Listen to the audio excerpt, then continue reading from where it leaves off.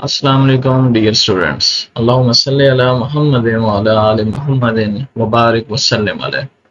तमाम स्टूडेंट्स को अपने channel study with Nasrullah Khan में खुशामदीद कहूँगा। आज की एक नई वीडियो के साथ final account Suhail Afzal advance accounting question number 14 आज हम डिस्कस करने जा रहे हैं। तो स्टार्ट करते हैं अपनी वीडियो। हम इसके कंटेंट्स पढ़ते हैं क्वेश्चन नंबर 14 के कि ये क्वेश्चन क्या कह रहा है। वैसे वेरी इंपॉर्टेंट क्वेश्चन है पेपर पॉइंट ऑफ व्यू से।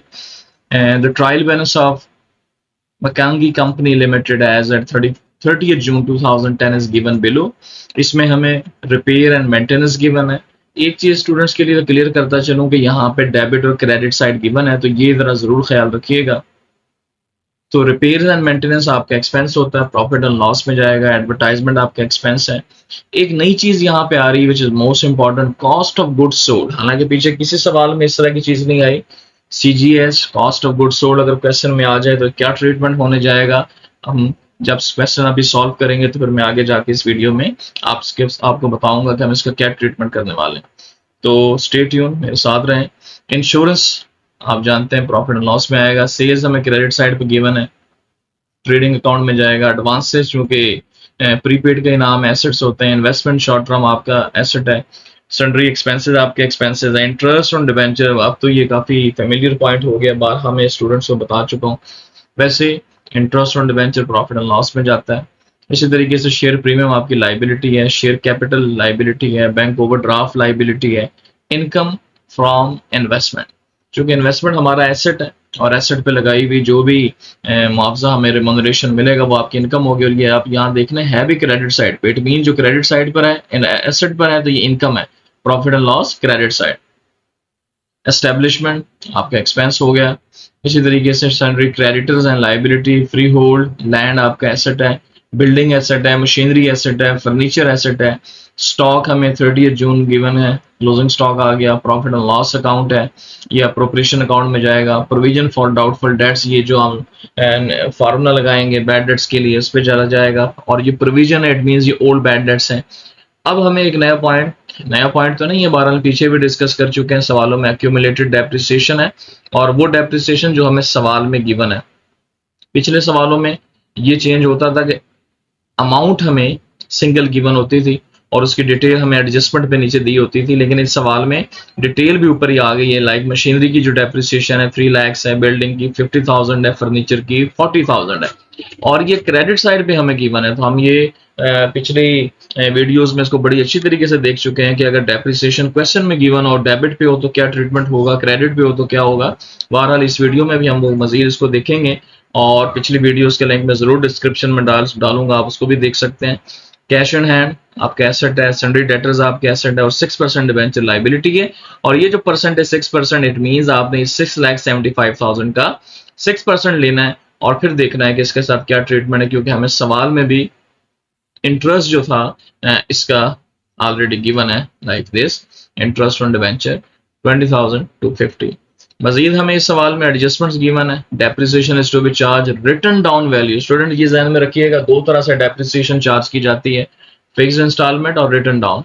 तो ये रिटन डाउन वैल्यू है, क्या करने जाएंगे, कैसे डेप्रिसिएशन कैलकुलेट होगी, मेरे साथ वीडियो में रहें, सब मैं आपको आज बताऊंगा। इसके बाद प्रोविजन फॉर डाउटफुल डेट्स फार्मूले में जाएगा बैड डेट्स के। Provision for taxation, appropriation account, market value investment की 285 है, सवाल में ये है मजीद कम हुई एक बड़ी, हम इसको भी देखते हैं। Propose dividend 5 rupees per share है। एस्टेब्लिशमेंट में इंक्लूड है 18,000 जो कि मैनेजर को देना था, असल में ये कमीशन के पैसे थे, लेकिन 5% नेट प्रॉफिट कमीशन होगी subject to minimum 24,000।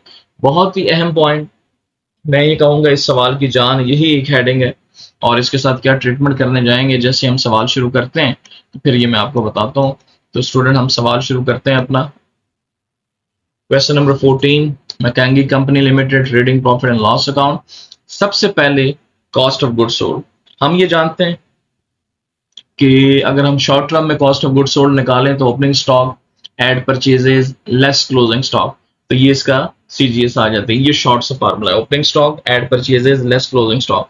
It means ये आप याद रखिएगा कि जब भी सवाल में कॉस्ट ऑफ गुड्स सोल्ड आ जाए तो ना ही ओपनिंग स्टॉक यहाँ लिखेंगे ट्रेडिंग में, ना ही क्लोजिंग स्टॉक लिखेंगे, ना ही परचेजेस लिखेंगे। क्यों? क्योंकि जो परचेज सीजीएस आया है बेसिकली ये सारों को ऐड लेस करके आया है। इट मींस ओपनिंग स्टॉक में ऐड परचेजेस हुई हैं और क्लोजिंग स्टॉक लेस हुई है। अब जो फाइनल फिगर आई है 30 लाख, ये आपकी सीजीएस है। इट मींस ओपनिंग, परचेजेस और क्लोजिंग स्टॉक एडजस्ट हो चुके हैं। इसी लफ्ज को परचेज एडजस्टेड का भी नाम दिया जाता है। तो परचेज एडजस्टेड या सीजीएस एक ही चीज है। तो जब सीजीएस आ गई तो आपने क्लोजिंग स्टॉक ट्रेडिंग में नहीं लिखना। अब जो हमें सेल्स गिवन है हमने क्रेडिट साइड पे लिखा, ये साइड बड़ी थी तो डेबिट का डिफरेंस माइनस करके 9,50,000 आपका ग्रॉस प्रॉफिट आ गया। आपने इसको ब्रॉड डाउन किया, रिपेयर एंड मेंटेनेंस लिखे, एक्सपेंस होते हैं प्रॉफिट एंड लॉस की, एडवर्टाइजमेंट लिखा, इंश्योरेंस लिखा। अब हम आ गए इंटरेस्ट ऑन डिबेंचर पर, क्योंकि सवाल में अगर आप गौर से देखें तो हमें 6% डिबेंचर है और 6,75,000 है। तो 6,75,000 का आपने परसेंटेज ले ली, 6% तो अमाउंट बनती है 40,500। हम सवाल में देखते हैं कि आया हम कितना इंटरेस्ट पे कर चुके हैं। तो ये स्टूडेंट इंटरेस्ट ऑन डिबेंचर 20,250 पे हो चुका है। तो बाकी जो इसका डिफरेंस ला 40,500 माइनस 20,250, तो रिमेनिंग भी 20,250 रह गया। ये आपका आउटस्टैंडिंग इंटरेस्ट होगा और ये इंटरेस्ट बैलेंस शीट में भी लाइबिलिटी पे जाएगा। इसी तरीके से रिजर्व फॉर इन्वेस्टमेंट, चूंकि हमें सवाल के अंदर जो इन्वेस्टमेंट की अमाउंट गिवन है वो ऑलमोस्ट 3 लाख रुपीज की ये दी हुई है इन्वेस्टमेंट शॉर्ट टर्म 3 लाख। जबकि हम एडजस्टमेंट में देखें तो इसकी वैल्यूज जो है वो कहता है कि मार्केट वैल्यू जो है इन्वेस्टमेंट की 2,85,000 रह चुकी है, कम हो गई। तो जितनी इन्वेस्टमेंट की वैल्यू कम होती है तो हम उसको रिजर्व फॉर इन्वेस्टमेंट के नाम से प्रॉफिट एंड लॉस में लिख देते हैं। तो ये वो आ गई और बैलेंस शीट में 3 लाख में से 15,000 लेस करके जो 285 है इसकी अमाउंट चली जाएगी।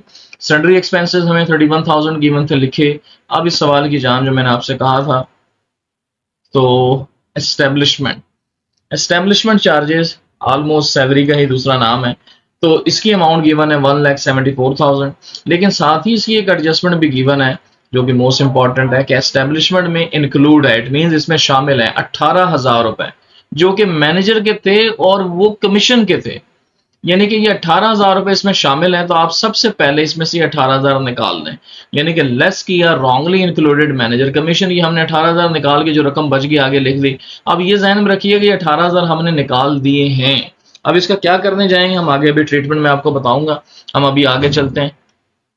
हमें बैड डेट्स गिवन थे सवाल के अंदर, उसने कहा था न्यू प्रोविजन जो एडजस्टमेंट में गिवन है, और वो उसने क्वेश्चन में ये कहा हुआ है न्यू प्रोविजन के लिए The provision for doubtful debts is brought 5% on debtors। तो आपके पास डेटर्स की जो अमाउंट है वो है 5 लाख, इसका 5% लिया, ये अमाउंट आ गई। और provision for bad debts question में ये अमाउंट हमें गिवन है 20,000 से। मैं आपको यहाँ दिखाता चलूँ, this is provision for bad debts और ये 20,000 की अमाउंट है। चूंकि प्रोविजन ओल्ड प्रोविजन है, ये लेस होती है तो हमने इसको लेस किया। अब जो अमाउंट बच गई 5,000 ये आ गई। इसी तरीके से डेप्रिसिएशन अब हम मशीनरी पे लेने जा रहे हैं। ये बड़ा अहम सवाल जो मैंने आपसे कहा था मोस्ट इंपॉर्टेंट है कि depreciation is to be charge, formula गौर से, written down value, diminishing balance method, written down value method, reducing balance method, जो भी नाम आ जाए। बहरहाल मशीनरी पे 10% है और चूंकि ये रिटर्न डाउन है, रिटर्न डाउन का मतलब ये होता है कि आपने जो डेप्रिसिएशन है वो बुक वैल्यू पे चार्ज करनी है। अब what do you mean by book value? Book value ये होती है कि जो आपका असल एसेट है, लाइक मशीनरी मेरे पास है, इस वक्त इसकी अमाउंट 15 लाख है, तो जो पिछली एक्यूमुलेटेड डेप्रिसिएशन जो पिछले साल की है आप उसमें से वो 3 लाख माइनस करें। अब जो वैल्यू रह गई ये आपकी बुक वैल्यू है। जो रिटर्न डाउन वैल्यू का मतलब है ये बुक वैल्यू, इस पे आपने डेप्रिसिएशन जो 10% कह रहा है वो चार्ज करनी है। इससे पता लगा कि हमने सबसे पहले 15 लाख में से जो मशीनरी की वैल्यू है इसमें से 3 लाख लास्ट ईयर की डेप्रिसिएशन लेस की। अब जो अमाउंट बच गई इसका 10% लेके ये आपकी डेप्रिसिएशन आ गई इस साल की, और यही डेप्रिसिएशन सेकंड इफेक्ट के तौर पे बैलेंस शीट में जाके इससे लेस भी होगी मशीनरी से। बिल्कुल इसी तरह फर्नीचर के लिए भी, क्योंकि 2 लाख अमाउंट थी, इसकी 40,000 डेप्रिसिएशन है, हम इसको लेस करते हैं। मैं आपको दिखाता चलूँ, फर्नीचर की वैल्यू है 2 लाख रुपीज और जो इसकी एक्यूमुलेटेड वैल्यू है यहाँ पे डेप्रिसिएशन की 40,000 है, ये आपने लेस की। अब जो इसकी डेप्रिसिएशन बनती है 10%, हम उसकी बैलेंस के ऊपर ये 10% लेंगे 16,000। As it is depreciation on building 7,50,000, इसमें से 50,000 लेस की, 7 लाख, इसका 5% लिया और ये तीनों अमाउंट बैलेंस शीट में जाएंगी। अच्छा स्टूडेंट, ये ऑलमोस्ट हमने प्रॉफिट एंड लॉस की सारी आइटम्स लिख दी। ये वाला 18,000 आपको याद रहे कि जो रॉन्गली हमने इसमें से माइनस किया था। अब हमने इस इनकम फ्रॉम इन्वेस्टमेंट रह गया था, ये हमने यहाँ लिखा। इस क्रेडिट साइड का टोटल किया, इस क्रेडिट साइड के टोटल से सारी डेबिट साइड के एक्सपेंसेस को आपने लेस किया, तो ऑलमोस्ट जो भी अमाउंट आपकी बनती है वो आपने एक वर्किंग में लिख ली। और उस वर्किंग में अमाउंट, यानी कि अभी आपने ये नेट प्रॉफिट नहीं निकाला, इट मीन ये 24,000 अभी नहीं आया, आपने यहां तक कैलकुलेशन को माइनस किया रफ अमल में, एक रफ वर्क के अंदर आपने बेसिकली, वो रफ वर्क तो नहीं है, क्वेश्चन का हिस्सा होगा, आपने शो कराना है net profit is equal to जो भी अमाउंट आएगी। अब आपने करना ये है, जो इस क्वेश्चन की एडजस्टमेंट में कहा हुआ है कि ये जो 18,000 रुपए आपके एस्टेब्लिशमेंट में इंक्लूड थे, आपने माइनस किए। बेसिकली ये मैनेजर के कमीशन के थे, जो कि एंटाइटल हकदार था 5% नेट प्रॉफिट पे कमीशन। आपने उस अमाउंट का 5% निकाला, यानी कि आपकी जो भी अमाउंट आती है आप उसका 5% निकाल लें, और 5% निकालने के बाद आप ये देखें कि आया वो अमाउंट कितनी बनती है। क्योंकि मैनेजर जो हकदार है, आगे लिखा हुआ है subject to minimum 24,000। Subject to minimum से मुराद है कि कम अज कम उसकी 24,000 कमीशन बनेगी। मतलब ये हुआ कि आप अगर 5% लें और ये ज्यादा आ जाए तो हमने वो कमीशन देनी है, क्योंकि हम यहाँ उसे तय कर चुके हैं जी, कम से कम कमीशन हमने हर महीने तुम्हें 24,000 देनी ही देनी है। इट मीन्स अगर आप परसेंटेज वाली कमीशन लें और वो ज्यादा आ जाए तो हमें फिर वो देनी पड़ेगी।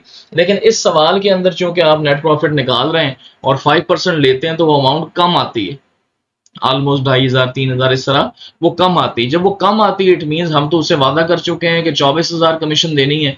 तो जो 24,000 कमीशन देनी है, तो अब आप गौर करें कि हम चूंकि 24,000 की कमीशन के लिए हम यहाँ पे उससे कह चुके हैं, तो हम वापस इसको लिखेंगे और यहाँ पे इसको कर लेने के बाद 24,000 की कमीशन जो है हम उससे यहाँ पे शो कराएंगे। और चूंकि मैनेजर कमीशन 18,000 हम ऑलरेडी पे कर चुके थे और 24,000 टोटल बनती है, तो वो 18,000 में से 24,000 लेस करके जो 6,000 का डिफरेंस आया वो हमारा आउटस्टैंडिंग मैनेजर कमीशन होगा, और यही आउटस्टैंडिंग बैलेंस शीट के लाइबिलिटी साइड पे जाएगा। स्टूडेंट्स, ये कमीशन लिख लेने के बाद हमने नेट प्रॉफिट दोबारा कैलकुलेट किया, माइनस करके ये अमाउंट बन गई 3,92,750। ये आपका नेट प्रॉफिट है जो आपने आगे अप्रोप्रिएशन को ट्रांसफर करना है। यहाँ एक पॉइंट मजीद ऐड करता चलो, अगर वो 5% लें और वो अमाउंट ज्यादा आ जाए तो आप इस 24 को भूल जाएं। लेट सपोज अगर आप 5% लेते हैं और वो 30,000 आता है तो आप यहाँ 30,000 लिखेंगे, फिर हमारा आउटस्टैंडिंग उसके अकॉर्डिंग ज्यादा हो जाएगा, 12,000 हो जाएगा। तो 12, क्योंकि इस सवाल में 5% कम आता था 24,000 से, तो हमने मिनिमम 24,000 कमीशन उसको दी। अब स्टूडेंट्स हम मूव करते हैं एप्रोप्रिएशन अकाउंट की तरफ। थोड़ा सा अकाउंट बनाने से पहले दोबारा आपसे कहूँ कि अगर आपको मेरी वीडियोस अच्छी लग रही हैं, इंफॉर्मेटिव वीडियोस, तो जरूर मेरे चैनल को study with Nasrullah Khan subscribe करें, अपने दोस्तों के साथ शेयर करें। आगे चलते हैं, appropriation account, last year profit यहाँ लिखा। ये चूंकि सवाल में गिवन होता है प्रॉफिट एंड लॉस अकाउंट के नाम से। प्रॉफिट करंट ईयर, ये जो भी हमने नेट प्रॉफिट निकाला डेबिट साइड पे। प्रोविजन फॉर टैक्सेशन हमें सवाल में गिवन था, प्रोविजन फॉर टैक्सेशन ये रही अमाउंट एडजस्टमेंट नंबर 3, 1 लाख रुपए की, ये हमने लिखी, और इसमें से ये क्रेडिट साइड के टोटल में से ये माइनस किया, तो 3,32,750 आपका नेट प्रॉफिट आया जो आप बैलेंस शीट में लेके जाएंगे। अब हम स्टूडेंट्स बैलेंस शीट की तरफ चलते हैं। क्रेडिट साइड पे जो कि इस सवाल में ऑथराइज कैपिटल नहीं था लेकिन शो कराना जरूरी है, आप जरूर लिखें। इसके बाद इशूड एंड सब्सक्राइब कैपिटल है, 35,000 शेयर्स हैं, 100 रुपए का एक है, 35 लाख रुपए, ये आपने लिख दिए। इसी तरीके से प्रॉफिट एंड लॉस अकाउंट, ये वो है जो आपने अप्रोप्रिएशन अकाउंट का बैलेंस निकाला। डिबेंचर एंड पीटीसीज के हेड्स आपने, इसके अंदर आपने 6% डिबेंचर लिखा। करंट लाइबिलिटीज में हमें क्रेडिटर्स गिवन है, वो जो तमाम आउटस्टैंडिंग थे, like outstanding interest on debenture, share premium, bank overdraft, provision for taxation, और जो मैनेजर कमीशन 6,000 रह गई थी वो हमने लिखी और इसका सारा टोटल कर दिया।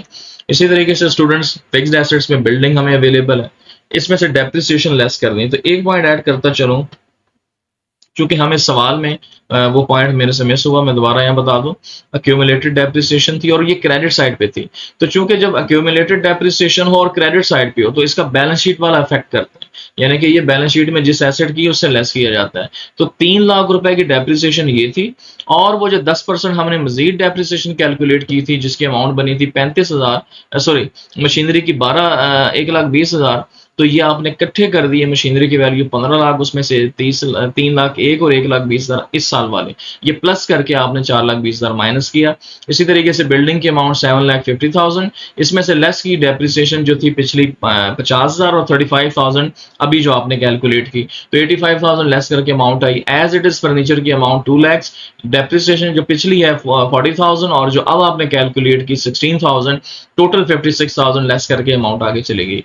इसी तरीके से फ्री होल्ड लैंड आपका चूंकि फिक्स्ड एसेट है 20 लाख की अमाउंट आ गई। आगे आपने करंट एसेट्स की हेडिंग दी जिसमें कैश इन हैंड अवेलेबल है। सन्ड्री डेटर्स लिखा, इसमें से न्यू बैड डेट्स जो आपने निकाले जो एडजस्टमेंट में थे 25,000 के, वो लेस किए, अमाउंट आ गई। क्लोजिंग स्टॉक दिया हुआ है। इन्वेस्टमेंट जो थी वो मैंने आपको बताया कि टोटल 3 लाख और 15,000 की उसमें कमी हुई तो 285 की अमाउंट आ गई और एडवांसेज एज अ प्रीपेड आपने यहाँ शो करवा दी। अब स्टूडेंट्स हम इसकी अमाउंट कैलकुलेट करते हैं दोनों की, एसेट्स एंड लाइबिलिटीज।